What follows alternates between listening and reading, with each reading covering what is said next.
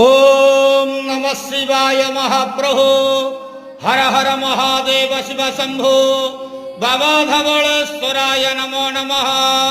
दीपं यदि परं ब्रह्म दीपं यदि जनार्दनः दीपहरत मे पापो पूजा दीप नमस्तुते।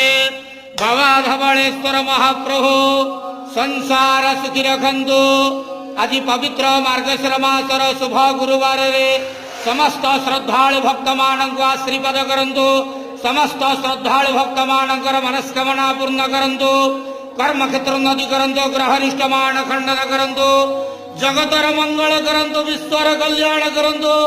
आपणकर नाम विख्यात करंतु। सेवकर डाक श्रवण करंतु। बाबा धवलेश्वराय नमो नमः। संसार स्थिर खंड आनंदे गवार हरि बोलो। आज शुभ गुरुवार रे समस्त भक्त मानक आशीर्वाद करंतु।